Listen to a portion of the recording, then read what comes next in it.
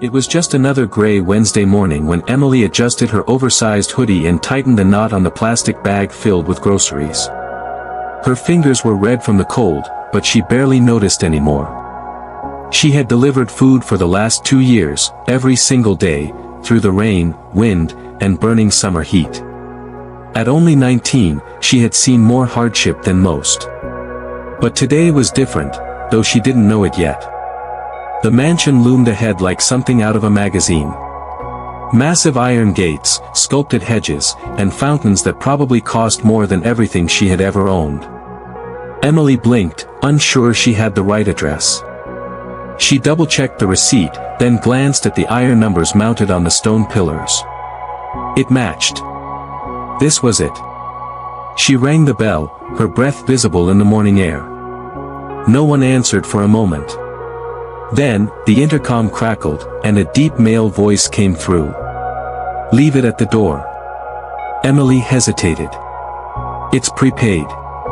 But the receipt requires a signature." Silence. Then the gate slowly opened with a groan, revealing the long path up to the front door. She pushed her bike forward, each turn of the wheels feeling like it echoed in this quiet, untouchable world.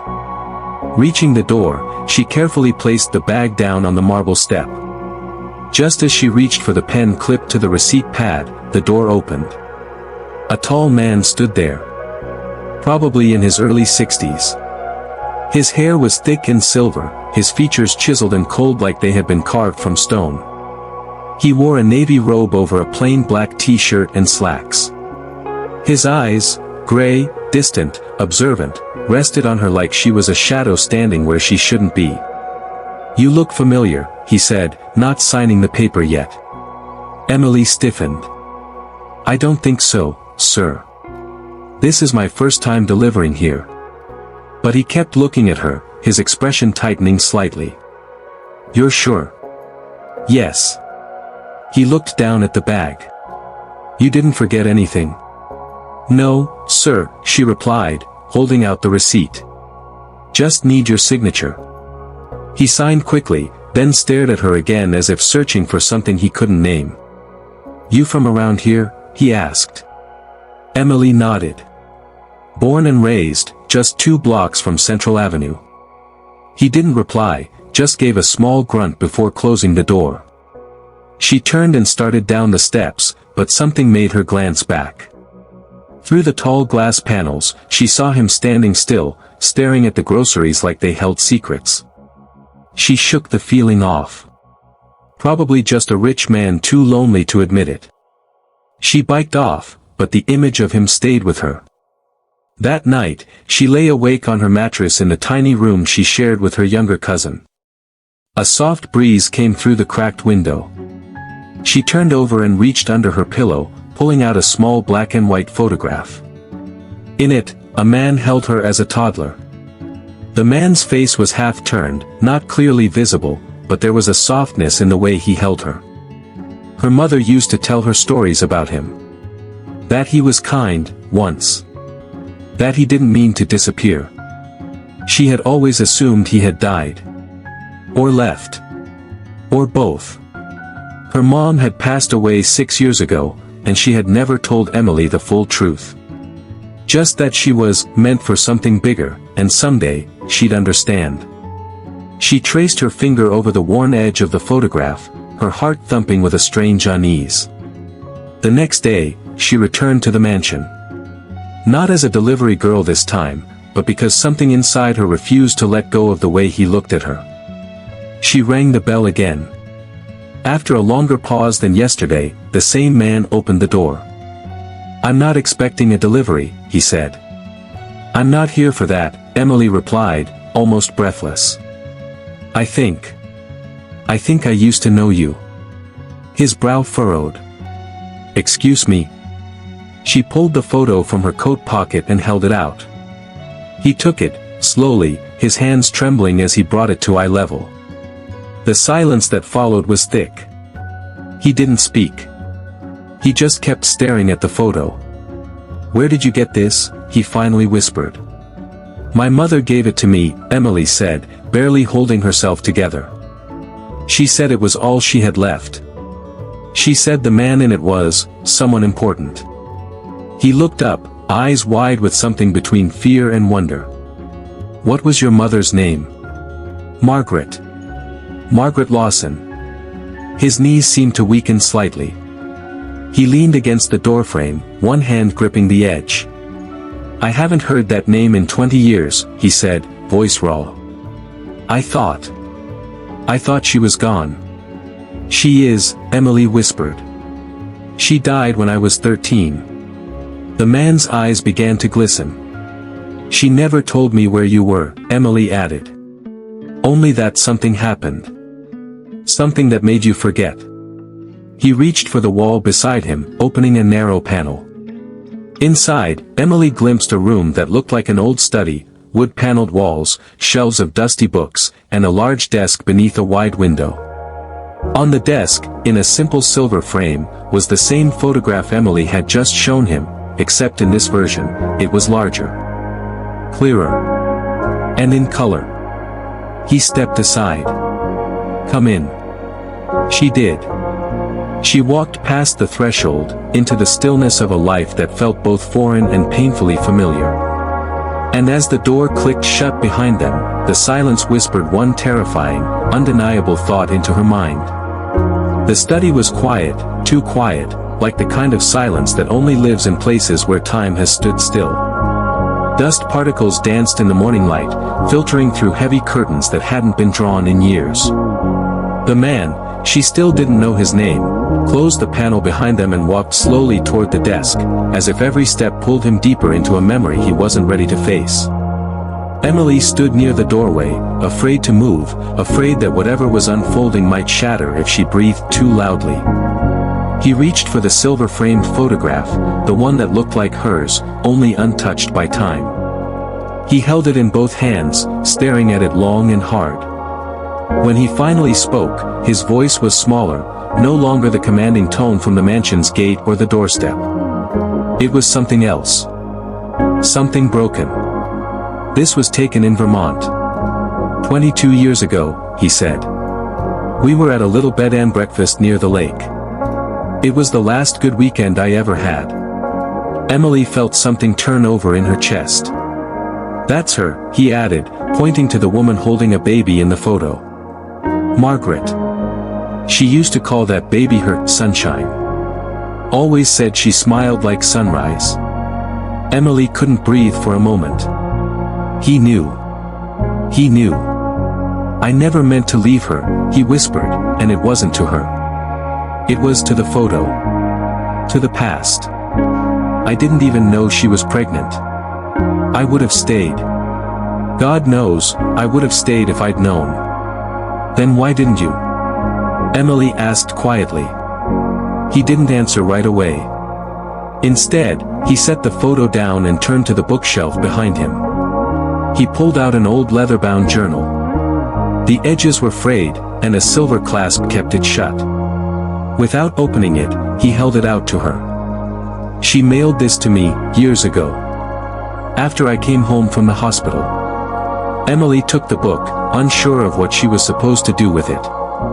I had a car accident. Massive trauma. Skull fracture. They told me I was lucky to live. He paused. But the truth is, I didn't. Not the version of me she knew. Emily sat on the edge of a chair, her fingers brushing the journal's surface. It was heavy, not just in weight but in meaning. When I woke up, he continued, they told me my name. My business. My friends. They gave me a life back, but not my life. Not the one with her. Tears welled in his eyes, but he didn't wipe them away. He let them fall. I kept getting these flashes. Faces I didn't recognize. A laugh I couldn't place. A song that made me cry for no reason. And then one day, this arrived. He motioned to the journal in her lap. Emily slowly unclasped the book and flipped through the pages. Some were blank. Others were filled with letters, some addressed to James, others to my love, and one with a simple title, to the father of my sunshine." It was written in her mother's handwriting. She choked back a sob. "She tried to bring you back," Emily said softly. He nodded, his voice tight. "I was too broken to listen. Too afraid that what I couldn't remember might hurt more than what I had." He knelt beside her, suddenly eye level, and looked into her eyes with the kind of intensity that made her tremble. "Is it really you?" he asked. "Are you?"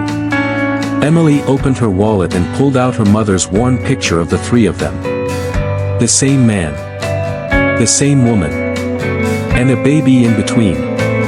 Her. He stared at it, his breath catching in his throat.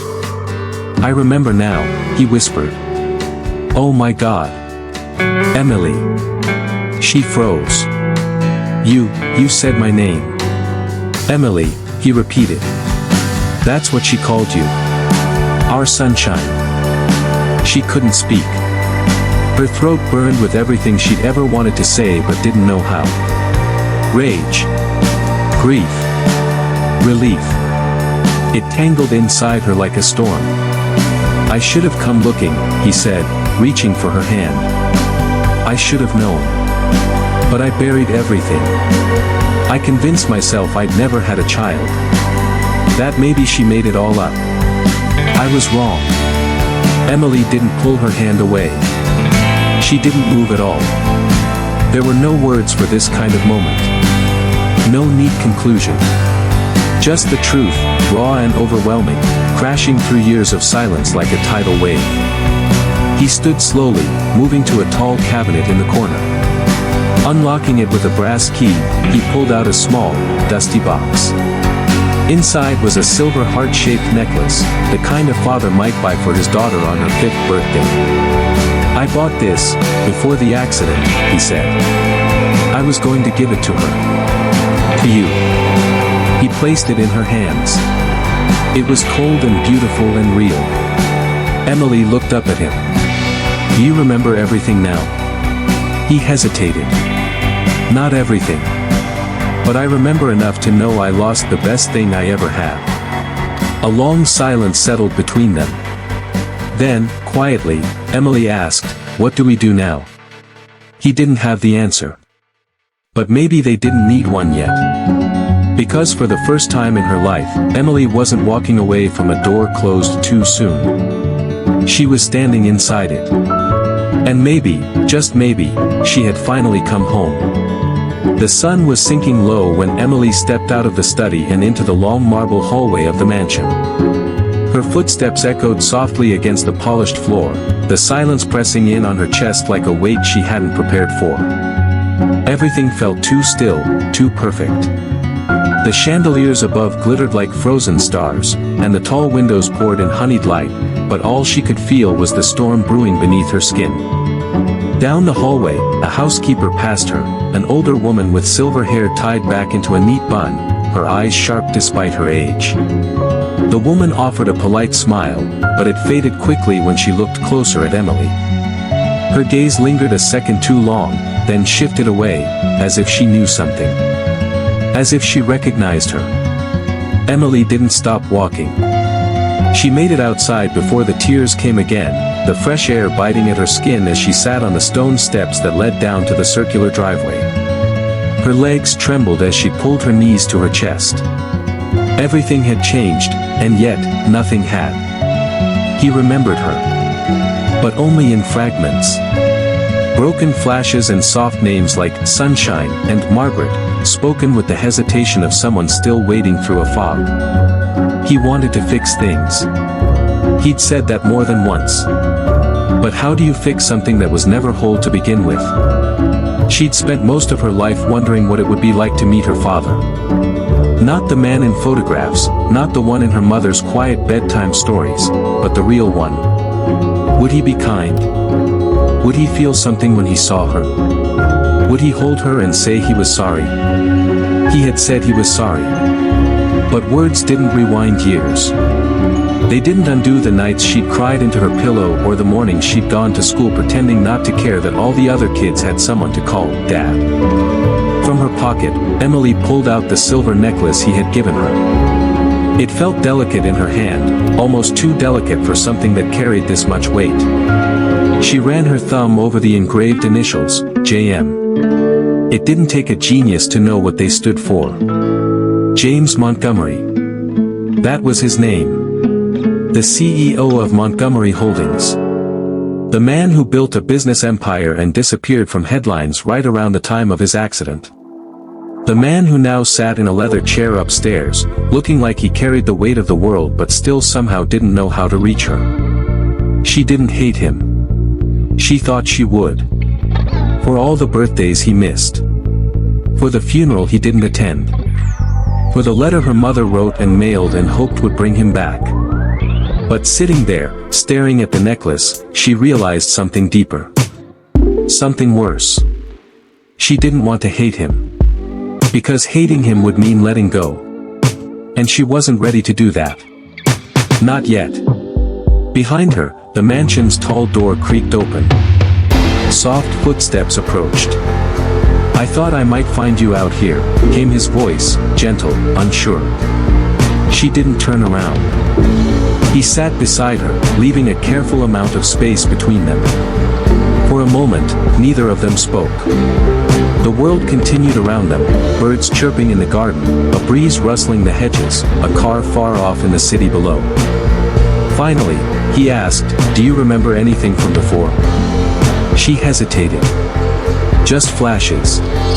A fireplace. A blue blanket. My mom singing to me, and your voice, maybe. Laughing. Saying I was your sunshine. He nodded slowly, the ache in his eyes deepening. "That was my favorite name for you," he whispered. "Even when I didn't know why it kept coming to me in dreams." She looked at him now, really looked at him. "I lived in the foster system for a few years," she said, her voice quiet but steady. "After Mom died, I bounced around. A couple of shelters. A group home. Eventually, I aged out. Got a job at the grocery store. Started over." He didn't interrupt. His eyes were locked on her, filled with something raw. Something painful. "I never stopped wondering," she added. "If you were out there. If you knew I existed. If you cared." "I didn't know," he said, his voice cracking. "Emily, I swear to you, if I had." "I know," she interrupted softly. "You lost your memory. You lost everything. But I didn't." He lowered his gaze. "I'm sorry." She nodded slowly. "So am I." Another pause settled between them. Then he reached into his coat pocket and pulled out something wrapped in velvet. He handed it to her without a word. She opened it to reveal a gold locket, simple and elegant. Inside was a picture of her mother, young and glowing, holding a baby girl with wisps of dark hair and a tiny smile. "I had it made," he said. "After you left the study. I had to. I needed to hold on to something real." Emily's throat tightened. "You don't have to stay," he added quickly. "I don't expect you to forgive me. I wouldn't even know how to start asking for that. But, this house is yours if you want it. A room. A key. Or just a place to come back to when life gets heavy." She clutched the locket in her hand and looked out toward the horizon. "I don't know what I want," she admitted. "That's okay," he said. "We have time." She glanced at him then, and for the first time, she believed it. Maybe they did have time. Not to fix the past. But to build something new from what remained. The rain came softly that night, tapping against the tall glass windows of the mansion like it had something gentle to say. Emily stood by the fireplace in the quiet library, her arms wrapped around her body as she stared into the flickering embers. The warmth on her skin was faint, distant, like a memory trying to find its way back home. Behind her, the shelves towered with leather-bound books, untouched by time. And on the mantel above the fire, the silver necklace shimmered under the golden light, like a fragile thread still holding together something sacred. She hadn't gone back to her apartment that day. She couldn't. Not after seeing that photo on his desk. Her photo, young, bright-eyed, cradled in the arms of a woman who smiled like she was protecting the world in that moment. Her mother. And beside them, his arm was draped gently over her mother's shoulder. His face, James Montgomery, was younger then, but the eyes were the same. It was unmistakable. That wasn't just a forgotten image hidden in an old frame. That was a truth too long buried. The woman who had raised her alone had once lived here, in this house. She had walked these same marble floors, laughed under these same chandeliers. And somehow, none of it had ever reached Emily's world, until now. She turned when she heard the sound of the door opening behind her. It was the housekeeper again, the older woman from the hallway earlier. She stepped in, holding a small leather journal wrapped in a ribbon that had long since lost its color. Her eyes didn't carry suspicion now. They carried something else. Recognition. The woman stepped forward with quiet dignity. "Your mother gave this to me," she said, voice low, careful. "Before she left this house, before everything changed."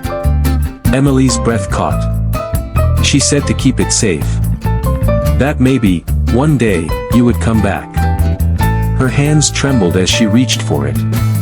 The journal was warm, like it had been held recently, cherished. The ribbon came undone with a gentle tug, and the pages, yellowed at the edges, released the faint scent of rose and rain. She opened to the first page. The handwriting was unmistakable. "For my sunshine. If you ever find this, I want you to know, you were never forgotten. Not for a single day." Her knees nearly buckled. James had stepped quietly into the room behind her. He didn't speak. He didn't need to. The look in his eyes said enough. He watched her turn the pages with the reverence of someone touching scripture, absorbing every word like oxygen. He didn't know. I tried to tell him. But the day I found out about you, he had already changed. The pressure. The company. He stopped listening. He stopped looking at me like he used to. I wrote him letters. Dozens. I left the last one on his desk, next to your photo. I hoped he'd find it. I hoped he'd remember us. But he never answered. Emily's voice trembled. She tried. James nodded slowly. She did. I just didn't see it. I failed both of you. She continued reading. "If this letter finds its way to you, I pray you never think he stopped loving you." I saw it in his eyes, even when he couldn't speak it. "Your father, he was a good man, Emily. But the world broke something inside him. I only pray one day, he finds you again." Emily couldn't hold the tears back anymore. They slid down her cheeks silently, falling onto the page like echoes of her mother's own sorrow. "I remember her singing to me," Emily whispered, still reading. "I was really small. I think we were in a room with blue walls. She called me sunshine. Just like in the letter." James closed his eyes. That room, it was the nursery. She painted it herself. She insisted on using sky blue because she said it made the morning light look softer. A silence passed between them, thick with memory and longing. Then she turned another page, and there, pressed between two entries, was a small photograph. A younger version of her mother, smiling, her head resting on James's shoulder. In her arms, Emily. Just a baby, wrapped in the same lavender blanket James had mentioned earlier. It wasn't just a photograph. It was proof. Proof that this story wasn't a fantasy. That everything she'd believed about being unwanted, forgotten, abandoned, wasn't true. "I've lived most of my life thinking I was a mistake," she said, her voice almost too soft to hear. "Thinking maybe I wasn't meant to happen. That my mom had been ashamed. That you didn't want me." James walked closer, slowly, like approaching a delicate sculpture that might shatter if he moved too fast. "I didn't know," he said again. Emily, I didn't know you existed. After the accident, the memories were scattered. And even before that, I was blind in ways I didn't understand until now. She looked up at him, eyes still wet. You really don't remember any of it? He shook his head. Pieces. Nothing complete. But that photo, your voice, the way you stood in the doorway, it's been unlocking something. Not just in my memory. In my heart. Her fingers curled tighter around the journal. She died thinking you'd never come back. I died a little too, he said, his voice cracking. Every day I felt like something was missing. I just didn't know it was you. Emily didn't know what to say. The air between them buzzed with unsaid apologies, with years they'd both lost for reasons that no longer mattered. The past couldn't be changed. But maybe, just maybe, the future could. She left clues, Emily said quietly, looking down at the last page of the journal. For both of us. James stepped closer and looked down over her shoulder. There, scribbled in hurried ink, were 5 words. Don't forget who you are. A small heart was drawn beside it. And underneath, a date. Her birthday. The fire crackled softly behind them, casting a warm glow over the room. Emily took a breath, then turned to him. I don't know if I can just forgive and forget. I wouldn't expect you to, James replied. But maybe, we can start with remembering. Together. For the first time since she'd stepped into that house, she felt something crack open inside her. Not pain. Not fear. Something else. Hope. The next morning came quietly, like the world had agreed to hold its breath for just a little longer. The city skyline stretched into the golden distance beyond the mansion's wide windows, and inside the vast kitchen, sunlight danced across marble countertops and untouched porcelain. But for once, James Montgomery wasn't alone with his silence. Emily sat at the long breakfast table, her hands curled around a cup of tea that had long since gone cold. Across from her, James paced slowly, occasionally glancing her way like a man unsure of how to approach a ghost he'd only just realized was real. Neither of them spoke for a long time. Not because there wasn't anything to say, but because too much still lingered in the air between them. Finally, Emily broke the stillness. I don't know what I'm supposed to feel. James stopped. You don't have to know today. I mean, she looked down. Part of me wants to walk away. Pretend none of this happened. Just go back to my life before I knew. He nodded, taking a cautious seat across from her. And the other part? She looked up at him. Her eyes weren't angry. They weren't pleading. They were just tired. The other part wants to believe this could mean something. That maybe, all those years weren't wasted. James leaned forward slightly. I want that too. And I know I haven't earned it. But if you'll let me, I'd like to start making things right. Emily didn't answer. She didn't need to, not yet. The fact that she was still there, sitting in his home, listening, was answer enough for now. That afternoon, she wandered the house like someone rediscovering an old dream. The long hallways whispered with memories she didn't remember having. The nursery, now used for storage, still had remnants of baby blue paint on the wall, and in one corner, a faded teddy bear sat slumped against a broken rocking chair. She touched it gently, brushing dust off the stitched eye. Something flickered in her chest, like a match striking in the dark. Not a memory. Just a feeling. Later, James joined her outside in the garden, where the roses had begun to bloom again after years of neglect. I used to come out here with your mother, he said, brushing his fingers over a white blossom. She talked to the flowers like they were her friends. Emily smiled faintly. She did that with the plants on our apartment windowsill too. I used to think it was silly. She'd say they grew better when they felt loved. There was a quiet pause. Did you love her? Emily asked. James turned toward her, his expression bare. With everything I had. But I wasn't good at showing it. And then I let ambition take the place of love. I thought building something huge would fill the space inside me. But after she left, nothing I built mattered anymore. Emily looked away, her eyes stinging. She used to tell me stories about you. But only at night. Like they were bedtime tales she wasn't supposed to share. What kinds of stories? She said you played piano. That your laugh was the only thing that could make her cry and smile at the same time. That you were brilliant and proud, and stubborn. She let out a quiet breath. But she never once said you were cruel. James's voice cracked. I was never cruel to her.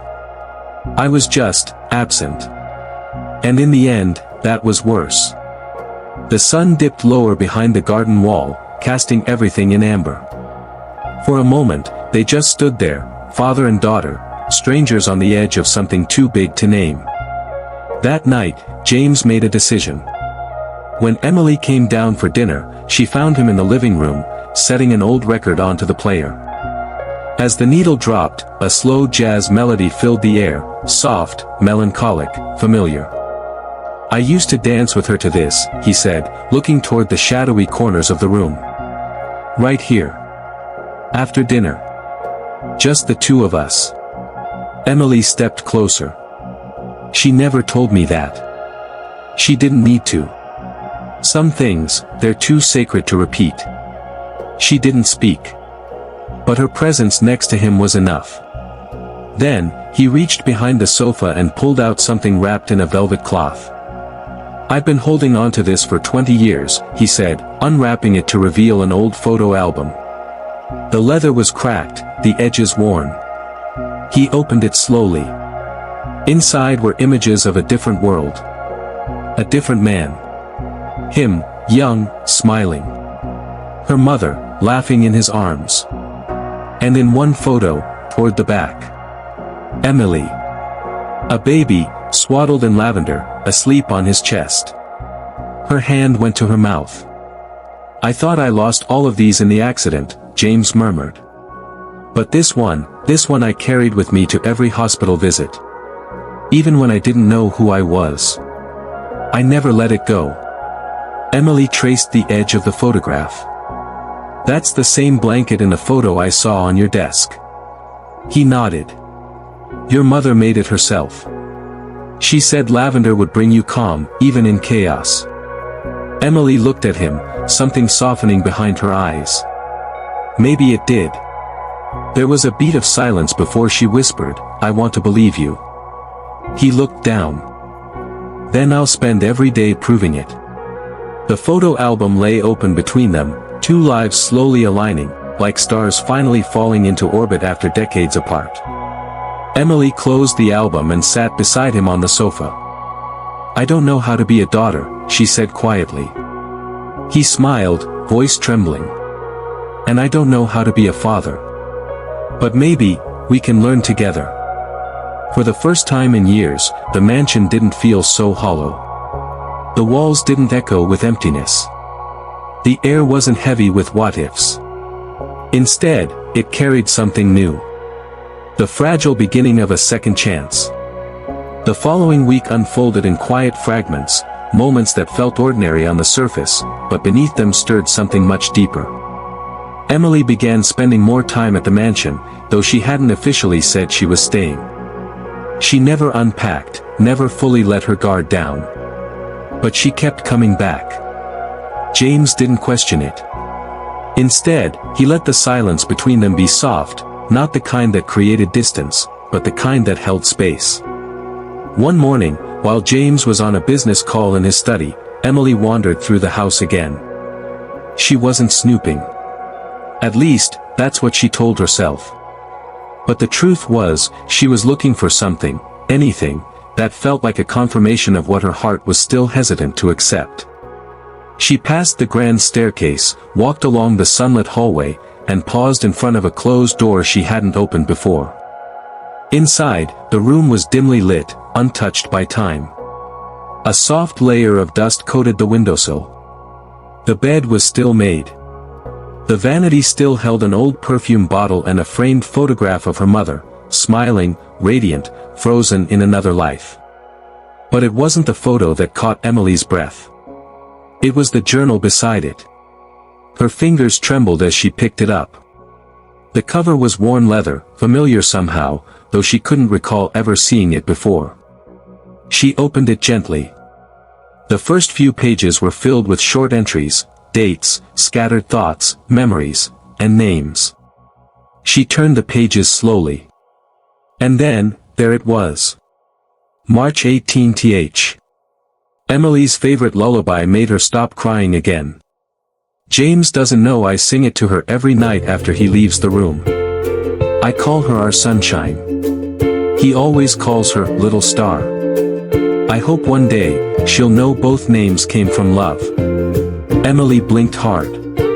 Her throat tightened. She flipped to the next page. April 2 ND. He's been so cold lately. I think the pressure is changing him. But when he holds her, he still softens. There's still hope. I just wish he could see what I see, how much she looks like him when she sleeps. And then, on a page near the center, a folded photo slipped out. It was the photo. The same one she'd seen on James's desk weeks ago. Her, swaddled in lavender, lying on his chest. But this copy had something scribbled in the corner, in her mother's handwriting. Emily, our sunshine. Her knees gave out before she could think. She sat down on the edge of the bed, the journal still open in her lap, heart pounding. The names. The handwriting. The memories that weren't hers but somehow felt like they belonged to her anyway. It was all real. She wasn't just a girl who looked like a memory. She was the memory.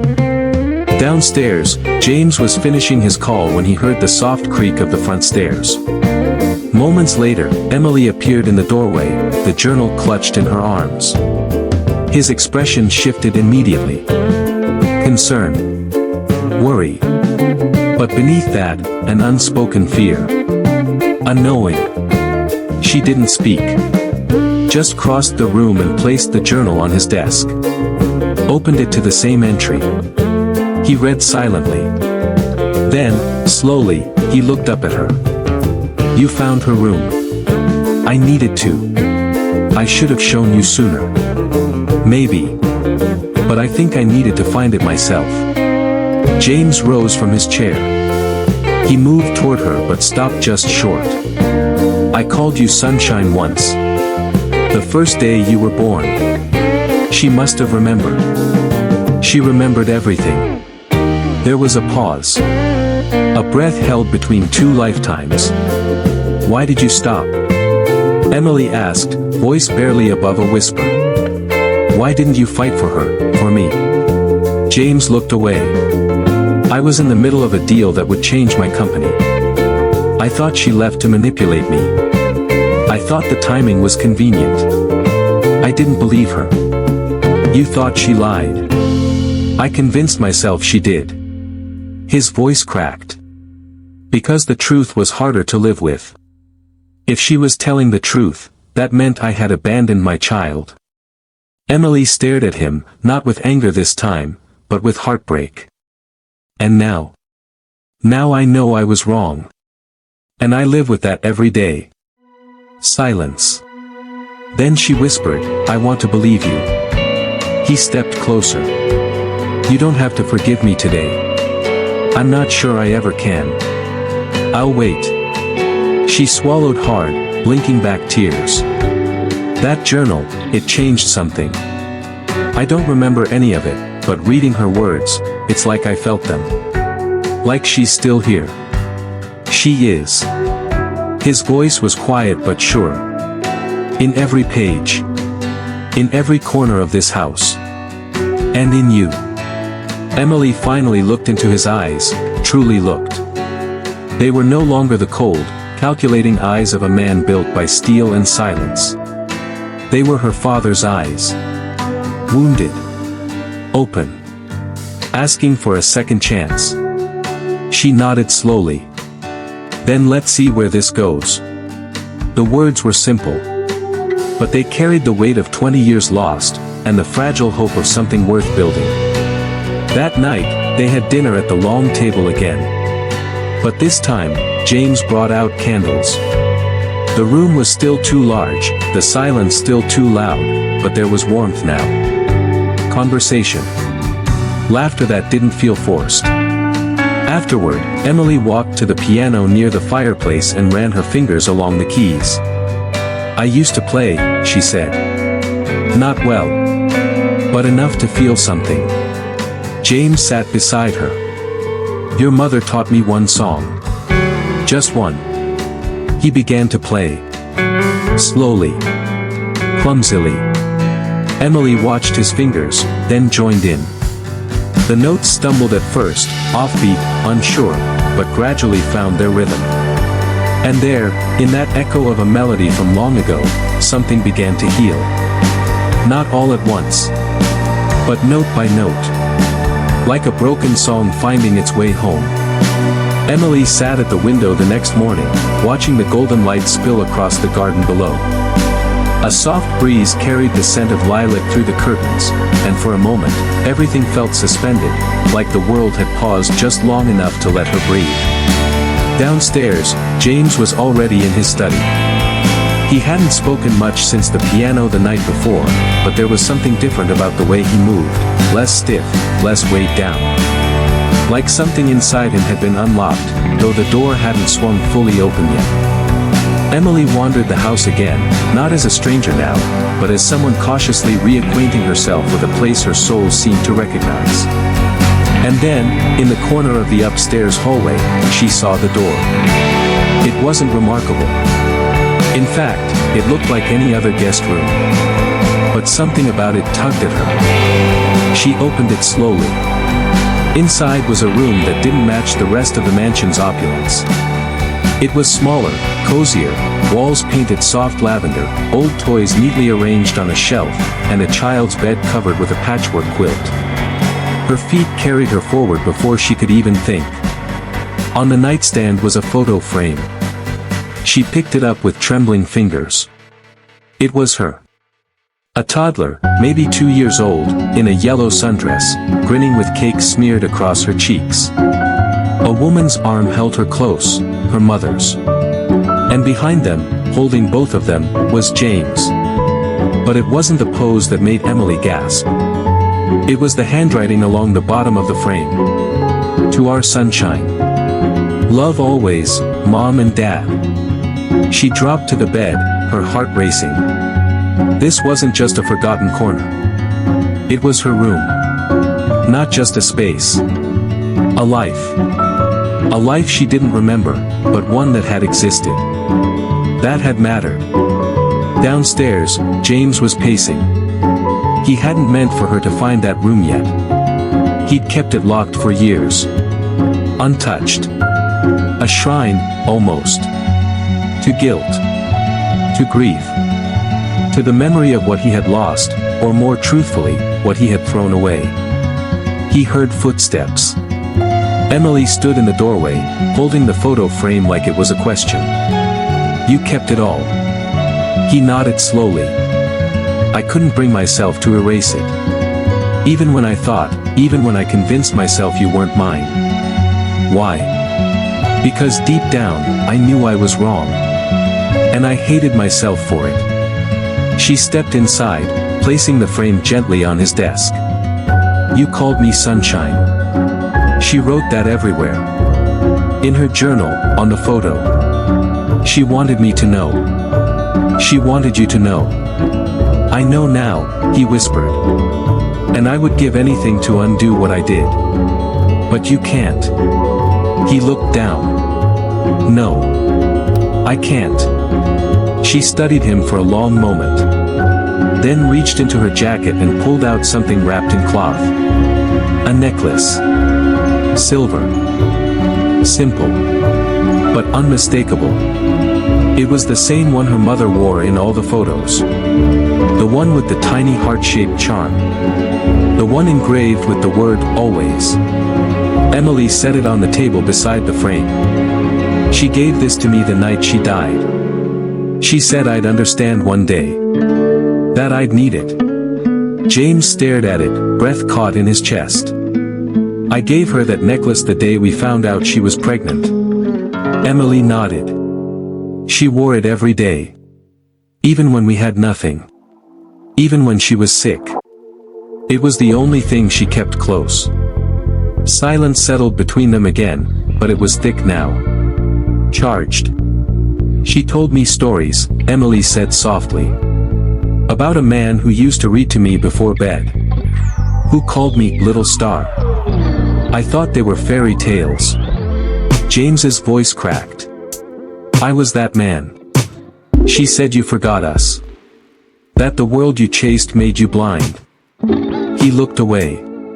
It did. I saw nothing but success. I thought love made me weak. I thought she'd be a distraction. And when she left, I convinced myself she wasn't worth chasing. She didn't leave, James. You pushed her out. I know, he whispered. Tears filled her eyes, but she didn't look away. And now I'm here. With a necklace she gave me. A name I don't remember. And a photo frame I never saw. What do I do with that? He stepped forward. Slowly. Carefully. Like approaching a frightened deer. You don't have to do anything. You owe me nothing. But if there's even a sliver of you that wants to try to rebuild something from the ashes, I'll be here. Every day. Emily studied his face. For the first time, she saw not the CEO, not the man in the mansion, but the broken, humbled father trying to step into a role he'd abandoned. She reached out and touched the necklace once more, then looked up.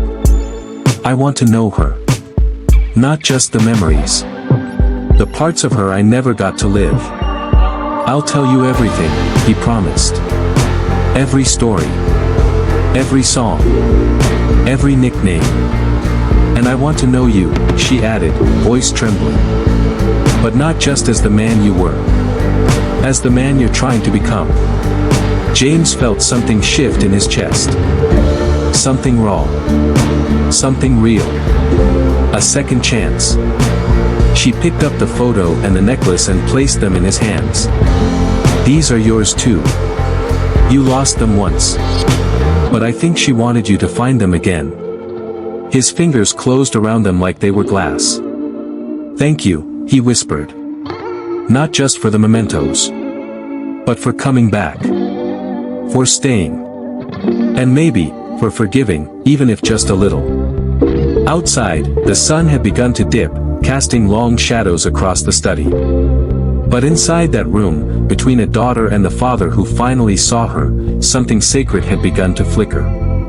A reunion. A reckoning. And maybe, a redemption. That night, James sat in the library alone. The soft ticking of the old grandfather clock echoed off the wooden shelves as he held the necklace in his hand, letting the heart-shaped pendant swing gently between his fingers. He had been a man of numbers all his life, profit margins, market shares, percentages. But tonight, none of it made sense. None of it mattered. Across the room, Emily sat in a high-backed chair, knees pulled to her chest, watching him silently. She had asked him not to talk, not yet. She just wanted to sit in the same room. That was her only request. So he didn't speak. He just listened. To the sound of the fire crackling. To the sound of his own heartbeat echoing behind his ribs like a second hand ticking away the years he had lost. To the ache of a silence that had lasted far too long. Finally, Emily broke it. There's something I didn't tell you. James looked up, heart thudding. The photo on your desk, she continued, voice steady but soft, I've seen it before. But not here. Not until now. He furrowed his brow. Where? In a notebook.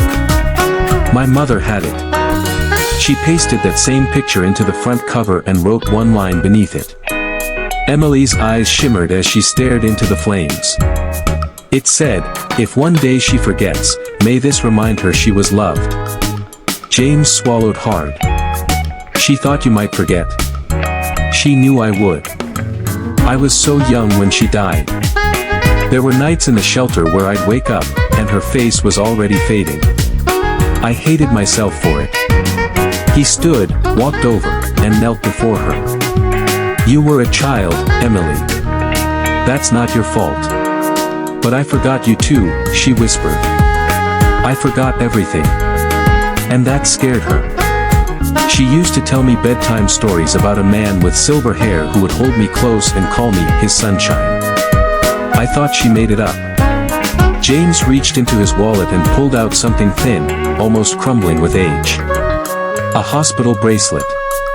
He handed it to her with trembling hands. Her name was on it. And beneath it, in faded ink, Father, James A. Whitaker. I kept it, he said.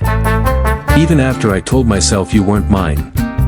Even after I erased you from my life. I couldn't throw it away. Emily stared at the bracelet, unable to speak. She came back, didn't she? She asked suddenly. After she left. He didn't answer right away. Yes, he said finally. Twice. Why didn't you let her in? I was too proud. Too scared. And I had already convinced everyone, myself included, that she lied. Admitting she was right would have unraveled everything I had built. Emily shook her head slowly, pain spreading across her face. You let her raise me alone. Die alone. James's voice cracked. I know. She died in a borrowed hospital bed, in a community clinic that ran out of morphine. And you were up here, throwing galas. He lowered his head. I have no excuse. The room fell into silence again. But this time, it was heavier. Sharper. Like glass stretched to its breaking point. Then Emily stood. She walked to the window and looked out over the city, arms folded tightly across her chest. She wrote me letters. I never opened them. I thought they were just bedtime stories, poems. But after she died, I read one. Just one. James turned toward her. It was addressed to you. His breath caught. She never stopped loving you, even after everything. In the letter, she told me you were the best part of her life, before the fear, before the fights. And she said, if I ever found you, I had to promise her one thing.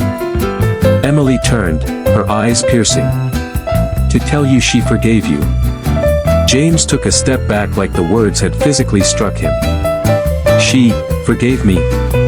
Emily nodded slowly. She said you were broken, not cruel. That you pushed her away because you were afraid of what love could take from you. His voice trembled. But she was the one I took everything from. And still, Emily whispered, she wanted you to have a second chance. With me. He couldn't hold it in any longer. Tears streamed down his face as he dropped to the couch behind him, body shaking with sobs he'd kept buried for decades. She let him cry. Let him break. Let the man who had once built an empire now crumble beneath the weight of what he had destroyed. When the room finally fell quiet, she sat beside him.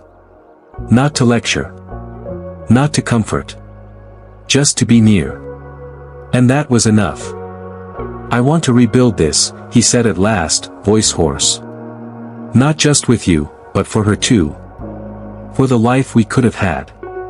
It's not too late, she replied.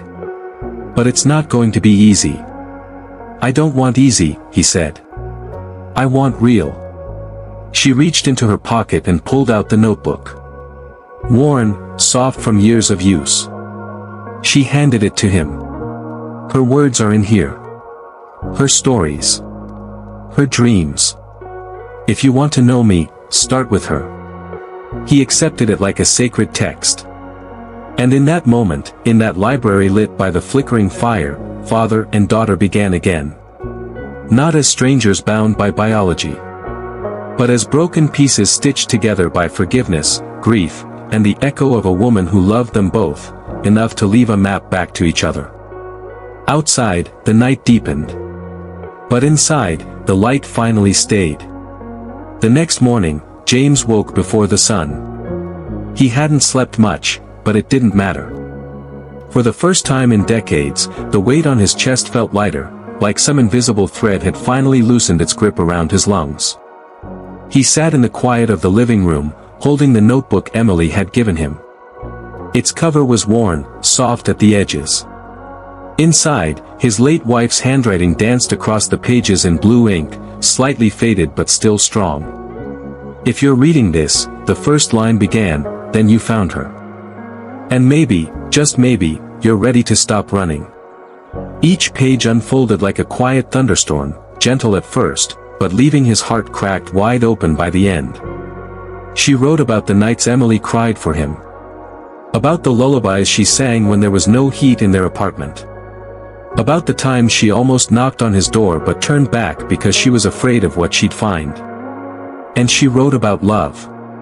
Not the kind in novels or movies, but the kind that sits beside you in silence when you're sick. The kind that forgives when you don't deserve it.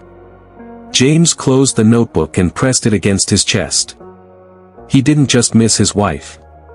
He mourned the man he could have been if he had loved her the way she loved him. By the time Emily came downstairs, he had made a decision. She found him in the kitchen, sleeves rolled up, burning eggs and looking lost.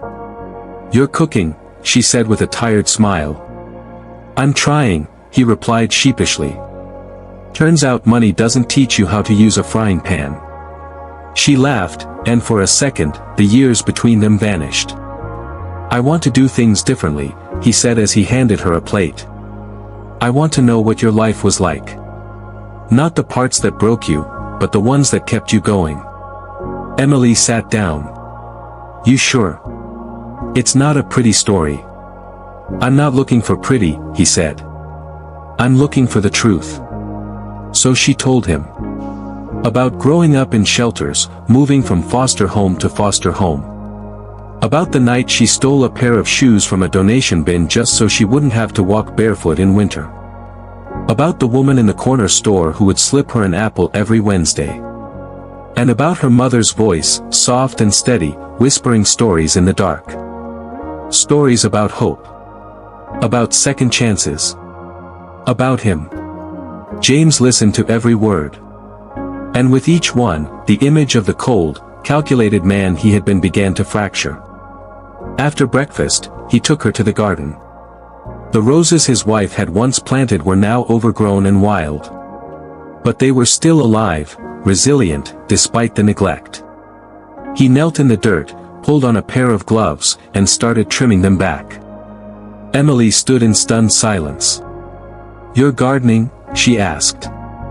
"I'm trying," he said again with a grin. She knelt beside him. "You don't have to do this, you know." "I do," he said. "Because these were hers. And because maybe if I take care of them now, something good might grow again." They worked side by side in silence, and the morning light spilled over the hedges like gold dust. By afternoon, the garden had taken shape. The house felt different too. Not just cleaner or brighter, but warmer. As if the walls themselves were beginning to breathe again. James made calls. To his lawyers. To a contractor. To the local shelter. He began something new, a fund in his wife's name. A program for single mothers and children who had fallen through the cracks like Emily once had. When he told her, she cried. Not because of the money. But because he finally saw her. That evening, she led him to her room, the one his housekeeper had prepared for her weeks ago. She opened a small box from under her bed and handed him its contents. Inside was a tiny, tattered journal. "Mom used to write things in this for me," she explained. "Mostly silly stuff, what I ate, things I said." But on the last page, James unfolded the note. "One day, sunshine, you'll stand in front of the man who gave you life. You'll see confusion in his eyes. But don't be afraid. Just smile. And give him time to remember the girl who once called him daddy." His hands trembled. She believed in you, Emily whispered. Even when you didn't. I don't deserve it, he said, voice cracking. Maybe not, she replied. But that's what grace is, right? Getting the chance anyway. They sat on the floor together, the room bathed in soft twilight. I want to make more memories, James said quietly. Ones we don't have to dig out of old notebooks or dreams. Emily leaned her head on his shoulder. Then let's start tomorrow. No, he said, smiling. Let's start now. Outside, the first stars began to appear. And inside, beneath the glow of a single lamp, a father and daughter began rewriting their story. Not from the beginning. But from where it mattered most. From the moment they decided the past wouldn't define the rest of their lives. The sun rose slower that morning, as if the world itself understood it was witnessing a moment of quiet redemption. James stood by the window of the mansion's main hall, coffee untouched in his hand. He watched the driveway, eyes steady, waiting. It was her first official day living with him. Not as a guest. Not as a stranger he was trying to make up to. But as his daughter. Emily stepped out of the car that brought her back from packing her things. She looked different, not because of her clothes, but because something inside her had shifted. The fear was gone. The hesitation had softened. She carried a small duffel bag and, tucked under her arm, the photo of her mother she always kept close. He met her halfway down the grand staircase. She stopped, unsure, until he opened his arms. It took her only a second to fall into them. Neither said a word. They didn't need to. Because some moments don't require language. They simply ask for presence. That afternoon, James took her to the west wing of the mansion, a part of the house that had been locked since his wife passed away. It had been her creative space. Her haven. He had sealed it shut out of grief. Now, he was ready to open it again. The room was filled with dust and sunlight, the furniture draped in white covers. But the energy, the warmth, the love, none of it had faded. James walked to an old dresser and opened the top drawer. Inside was a silver heart-shaped locket. He turned to Emily and held it out. She wore this every day, he said softly. The day she left, she took it off and placed it here. She said, when you're ready to love again, give this to someone who needs it. Emily took the locket and slowly fastened it around her neck. It shimmered in the sunlight. I think I've always needed it, she whispered. They spent the next weeks building a new rhythm. Every morning, they had breakfast together, sometimes in silence, sometimes with stories from years they couldn't share but still wanted to imagine. He told her about the time he and her mother first danced in the rain on a New York sidewalk. She told him about the neighbor who used to sneak her warm biscuits after school. He showed her the old photo albums, and she filled in the gaps he didn't know existed. There were awkward pauses and tender missteps. But healing rarely comes all at once. It happens in fragments. And every fragment they shared stitched them closer together. James began to laugh again. Not the polite laugh he used in boardrooms, but the full-bodied, unguarded kind that fills a room. Emily learned to trust silence, to sit beside her father without worrying what would go wrong next. She planted flowers in the front garden. He canceled meetings to cook dinner. She taught him how to use Instagram. He taught her how to play the piano. And one evening, just before dinner, she stood beside the fireplace, holding the notebook that once belonged to her mother. I want to read something, she said. James nodded, setting down his wine glass. Emily opened the book, flipped to the back, and read aloud. To the man I once loved, and the daughter I'll always protect. Even if life keeps you apart, remember that love doesn't measure time by calendars. It measures it by moments of truth. If you find each other again, let that truth be louder than regret. She closed the notebook gently. James's eyes were wet. Your mother always knew what mattered most, he said quietly. She did, Emily replied. But I think, so do you now. The mansion wasn't as quiet anymore.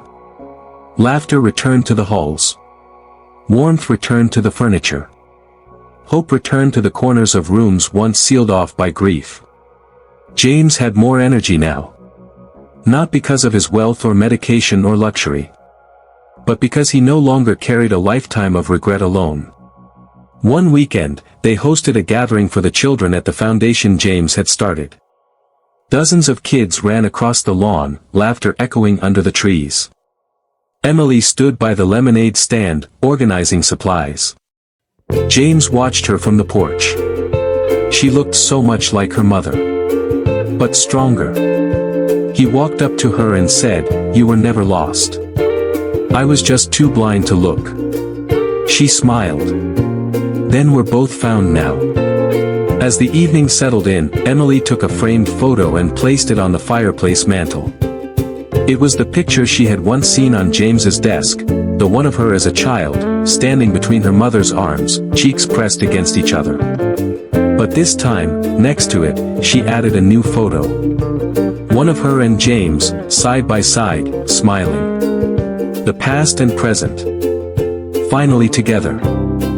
That night, as she closed her bedroom door, James paused in the hallway. "Emily," he said. She turned. "I know I can never give you back the years we lost." She stepped closer. "But I can give you the rest of mine." She reached for his hand. "I'll take every one of them." He kissed her forehead gently, and as she disappeared behind the door, he whispered to himself, "You're my sunshine. Always were." Outside, the stars blinked into view. Inside, a family, not perfect, not polished, but real, sat beneath one roof, rewriting a future once lost to silence. And somewhere in the quiet spaces between forgiveness and love, a mother's hope had finally found its home.